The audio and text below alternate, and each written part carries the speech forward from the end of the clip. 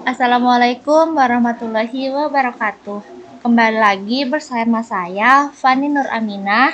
Di sini saya akan menjelaskan tutorial pengisian aplikasi Atlas. Pada kesempatan kali ini, saya akan menjelaskan tentang indeks C. Pada kesempatan kali ini, saya akan menjelaskan indeks C 110, C 120, C200, dan C300. Pertama-tama saya akan menjelaskan tentang indeks C110.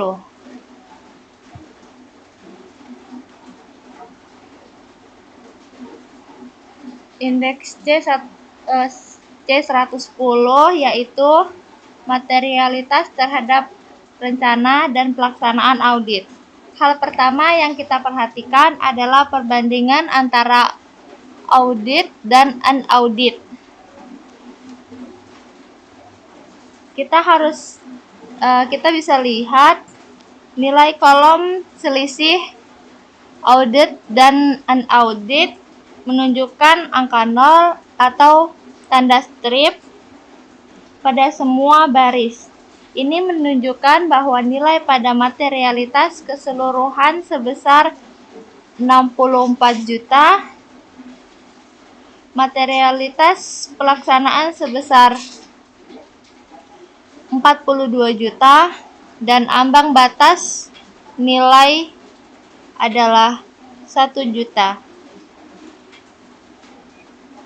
Sama persis baik sebelum maupun sesudah proses audit. Jadi tahap ini kesimpulannya adalah karena tidak ada selisih antara saldo yang telah diaudit dan saldo yang belum diaudit, jadi tidak ditemukan adanya salah saji yang signifikan dalam penentuan materialitas ini. Dengan kondisi ini, kita bisa masuk ke indeks berikutnya.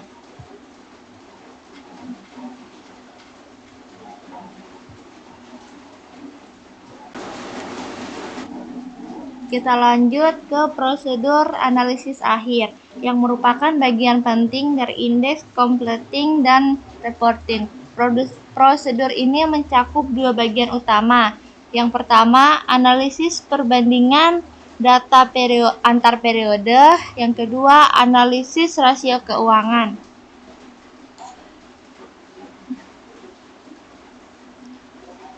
Sekarang kita masuk ke C120.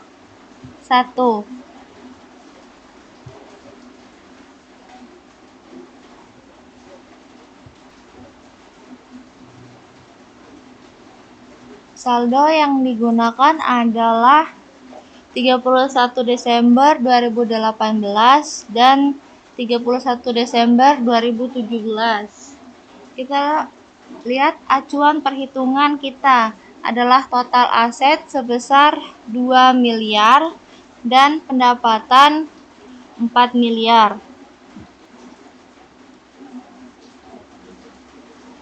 Berdasarkan hasil analisis perbandingan data antar periode yang dilakukan secara vertikal dan horizontal, ditemukan beberapa fluktuasi signifikan yang memerlukan penjelasan lebih lanjut.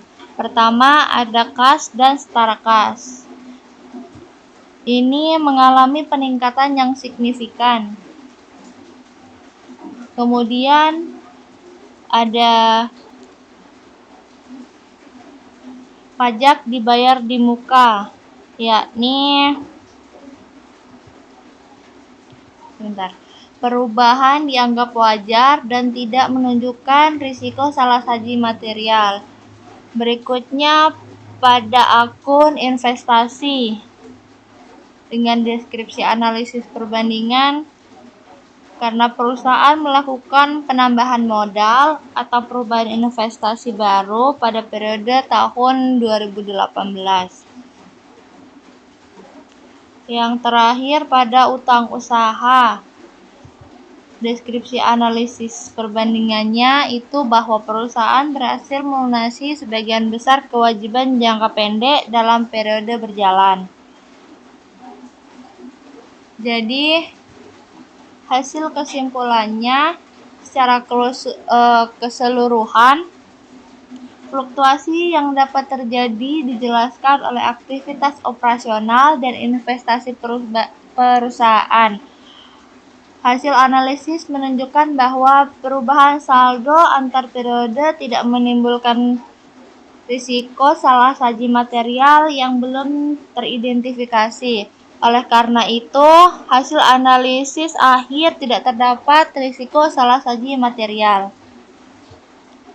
Kita lanjut ke indeks bagian C120 bagian 2. Sebelum menghitung rasio, kita harus memastikan data yang digunakan untuk perhitungan rasio sudah lengkap dan akurat.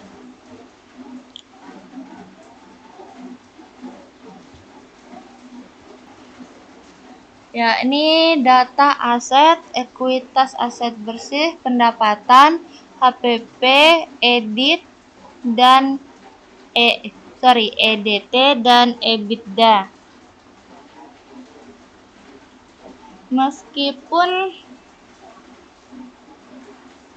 Meskipun keterangan di bawahnya menyebutkan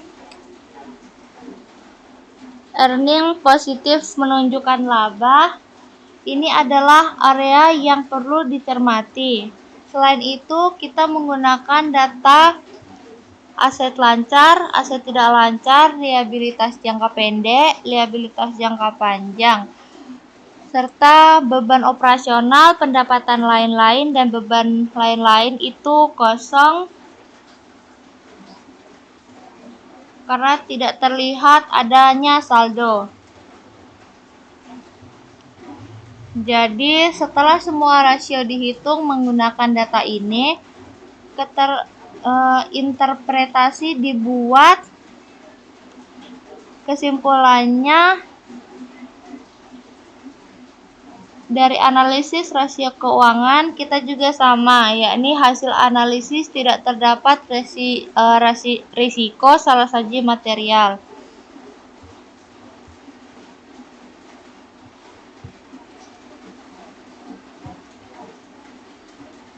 Kita lanjut ke indeks berikutnya. Pada indeks C220,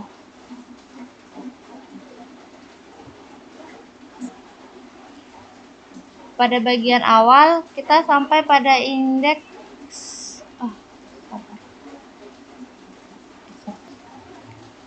review pengungkapan laporan keuangan berdasarkan PSAK versi tahun 2014.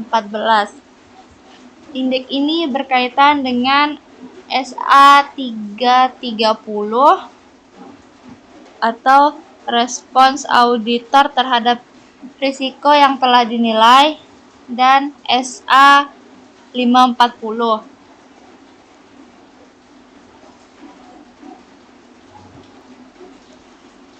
Tujuannya kita adalah memastikan bahwa laporan keuangan telah digunakan secara memadai sesuai dengan standar.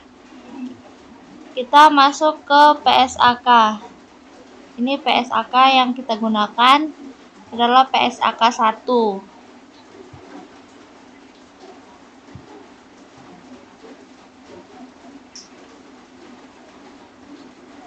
Kita fokus pada persyaratan umum A1 yang merujuk pada PSAK 1, penyajian laporan keuangan.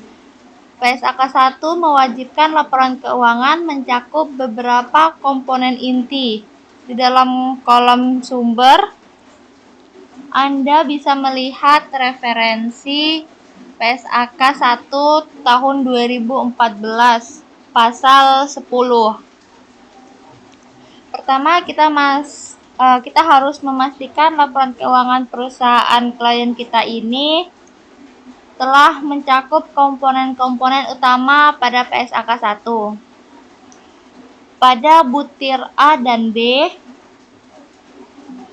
itu pernyataan posisi keuangan pada akhir periode A1 dan pernyataan laba rugi dan penghasilan komprehensif lainnya untuk periode tersebut 1B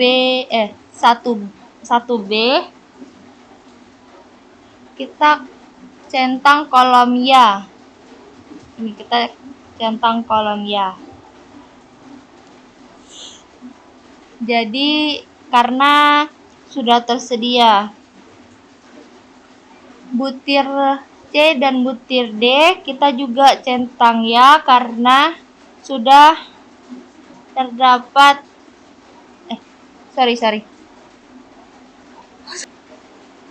butir C dan D itu jawaban semua kita centang ya. Kemudian butir E itu kita juga centang ya, dan EA. Karena semua kolom kita centang ya, jadi klien kita ini memenuhi semua persyaratan umum pengungkapan laporan keuangan sesuai PSAK 1. Setelah itu kita masuk ke C300.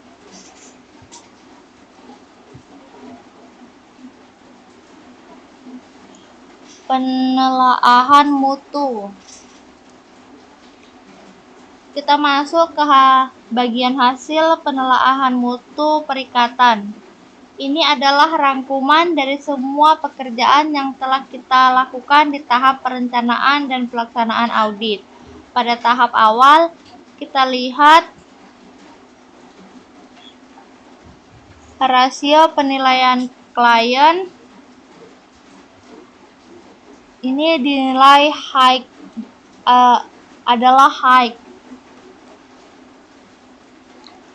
yang berarti perusahaan klien berisiko tinggi sehingga memerlukan prosedur audit yang lebih ketat.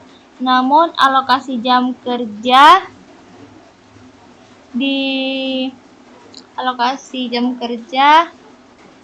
disimpulkan sesuai sudah memadai, jadi menangani resiko tersebut. Apa sih? Sementara itu, semua perikatan, surat tugas, pernyataan independensi, dan komunikasi tim perikatan semuanya dinilai memadai dan sesuai prosedur, khususnya pada perikatan tahun pertama. A170, kita simpulkan saldo awal belum sepenuhnya wajar yang menjadi perhatian di awal audit.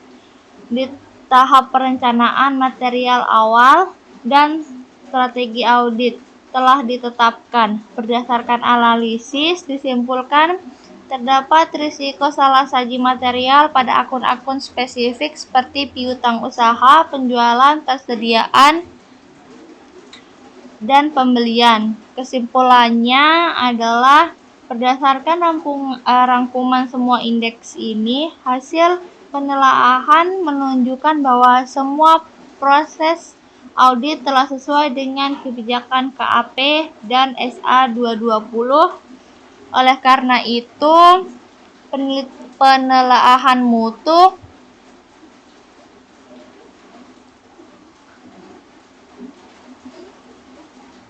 secara keseluruhan dinilai memadai dan status KKP-nya dinyatakan komplit.